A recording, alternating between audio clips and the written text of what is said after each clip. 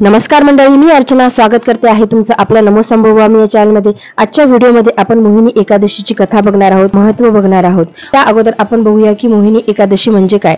वैशाख शुक्ल एकादशीच्या दिवशी भगवान श्री हरी विष्णूंनी मोहिनी रूप धारण केले होते, म्हणून या एकादशीला मोहिनी एकादशी म्हटलं जातं। जेव्हा समुद्र मंथन झाले होते तेव्हा देव आणि दानव यांच्यामध्ये युद्ध झाले होते आणि अमृत कलश हा दानवांकडे गेला होता। तेव्हा भगवान श्री हरी विष्णूंनी मोहिनी रूप धारण करून तो अमृत कलश आणला होता आणि त्यांनी तो देवांमध्ये वाटला होता। त्यामुळे सर्व देवांना अमरत्व प्राप्त झाले होते। सर्व एकादशी एका बाजूला आणि मोहिनी एकादशी एका बाजूला एवढे मोठे पुण्य मोहिनी एकादशीचे धर्मशास्त्रामध्ये सांगितले आहे। ही कथा महर्षी वशिष्ठाने श्री रामचंद्र यांनी सांगितली आहे।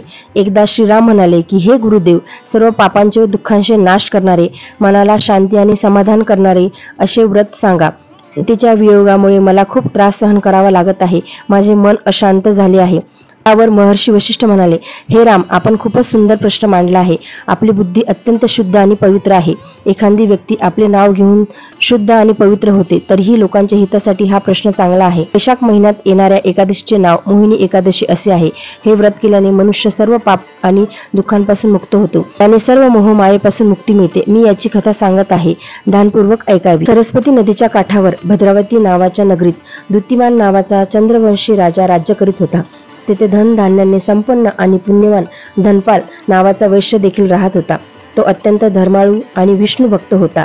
त्याच्या नगरात अनेक भोजनालये, पानपोई, विहिरी, तलाव, धर्मशाळा याची निर्मिती त्याने केली होती।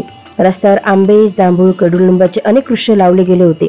त्याचे 5 पुत्र होते, सुमना, सुबुद्धी, मेधावी, सुकृती आणि दुष्टबुद्धी। यापैकी 5वा जो होता, ज्या पुत्राचे नाव धृष्टबुद्धी होते, महापापी होता। तो पित्याची आज्ञा मानत नसे। तो वैश्या, दुराचारी, मनुष्याच्या संगतीत जुगार खेळत असे, परस्त्रीसह भोगविलास करत असे आणि मद्य मांसाचे सेवन करत असे। या प्रकारे तो चुकीच्या गोष्टीमध्ये वडिलांची संपत्ती नष्ट करीत असे। या कारणामुळे वडिलांनी त्याला घराबाहेर काढले। घराबाहेर पडल्यानंतर त्याने आपले दागदागिने व कपडे विकायला सुरुवात केली। जेव्हा दागिने व कपडे विकायला सुरुवात केली, जेव्हा सर्व काही नष्ट झाले, तेव्हा वेश्या आणि दुराचारी लोकांनी त्याची साथ सोडून दिली। आता तो भूक तहानेने अति दुःखी राहू लागला। कोणाचीही साथ नसल्यामुळे तो चोरी करू लागला। त्याला पकडल्यानंतर हा वैश्याचा मुलगा आहे असे कळल्यावर त्याला ताकीद देऊन सोडण्यात आले, परंतु दुसऱ्यांदा पकडल्यावर त्याला कारागृहात टाकण्यात आलं। तुरुंगात त्याला खूप दुःख देण्यात आले। नंतर राजाने त्याला शहर सोडण्यास सांगितले। तो शहराबाहेर जंगलात गेला। तेथे वन्य प्राणी आणि पक्षी याची शिकार करून तो खाऊ लागला।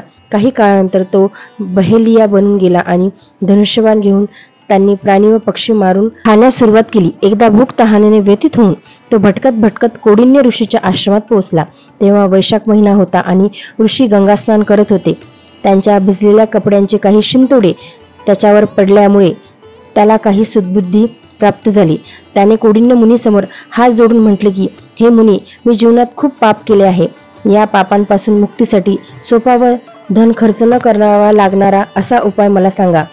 त्याचे वचन ऐकून मुनी प्रसन्न झाले आणि म्हणाले की, तू वैशाख शुक्ल मोहिनी एकादशीचे व्रत कर, याने तुझे सर्व पाप नष्ट होतील।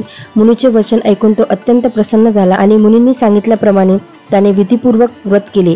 या व्रताच्या प्रभावामुळे तो सर्व पापांपासून मुक्त झाला, त्याचे सर्व पापे नष्ट झाले आणि शेवटी तो गरुडावर बसून विष्णू लोकात गेला। आजच्या व्हिडिओमध्ये आपण मोहिनी एकादशीची व्रत कथा बघितली। तुम्हाला जर का या व्हिडिओमध्ये माहिती आवडली असेल तर कमेंट बॉक्समध्ये मला नक्की सांगा। व्हिडिओ शेवटपर्यंत बघितल्याबद्दल तुम्हा सर्वांचे आभार। व्हिडिओ जर तुम्हाला आवडला असेल तर व्हिडिओ लाईक करा, चॅनलवरती नवीन आहे चॅनल सबस्क्राईब करा आणि बेल आयकॉनला देखील प्रेस करा, जेणेकरून नवीन व्हिडिओचे नोटिफिकेशन तुमच्यापर्यंत पोहोचू शकेल। आणि हा व्हिडिओ इतरांना देखील शेअर करा, जेणेकरून त्यांना सुद्धा ही माहिती मिळू शकेल। धन्यवाद।